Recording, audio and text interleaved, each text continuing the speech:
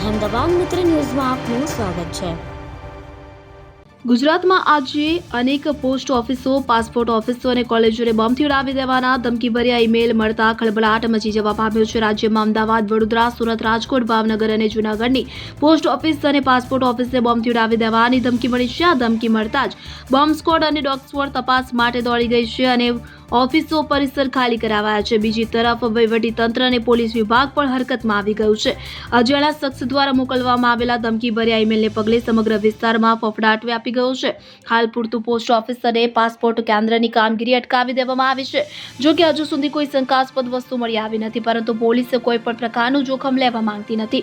ઉચ્ચ પોલીસ અધિકારીઓ પણ સ્થળ પર પહોંચીને પરિસ્થિતિનું નિરીક્ષણ કરી રહ્યા છે।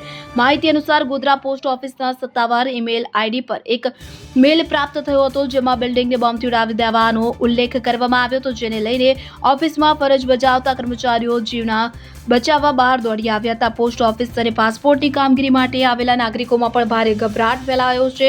તો ઘટનાની ગંભીરતાને જોતા Godhra B division police team તાત્કાલિક ઘટના સ્થળે પહોંચી ગઈ હતી। પોલીસે સમગ્ર બિલ્ડિંગને ખાલી કરાવીને ઘેરાબંધી કરી હતી। પોલીસે બિલ્ડિંગના ખૂણે ખૂણે તપાસ હાથ ધરી છે અને શંકાસ્પદ વસ્તુઓની ચકાસણી કરવામાં આવી રહી છે।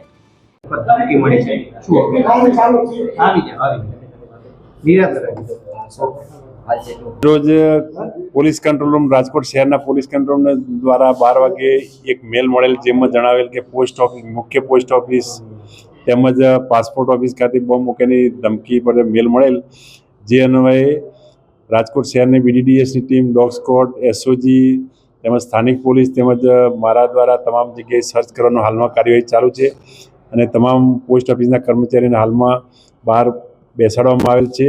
અને ત્યારબાદ પૂરેપૂરું સર્ચ થઈ ગયા બાદ કંઈ ગુનાહિત નહીં જણાય અથવા કોઈ એવી વસ્તુ ધમકીભર્યો મેલ બાબતે કોઈ વસ્તુ નહીં મળે, ત્યારબાદ એ લોકોને અંદર શાંતિથી બેસવાની કામગીરી કરવાની ચાલુ રહેશે।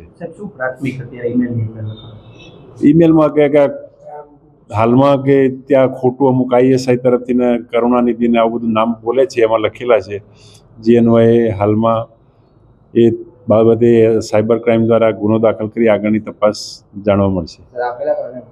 અનેક વખત આવા ગુનાહિત મેલ બોમ્બ મૂકવાની ધમકી કર્યા મેલ કોર્ટમાં ઘણીવાર બનાવ બનેલો છે, તે બાબતે પણ હાલમાં તપાસ ચાલુ છે। અહેમદાબાદ મિત્ર ન્યૂઝની યુટ્યુબ ચેનલને સબસ્ક્રાઇબ કરો અને બેલ આઇકોન જરૂરથી દબાવો, જેથી દરેક મહત્વના વિડીયોની નોટિફિકેશન તમને મળતી રહે।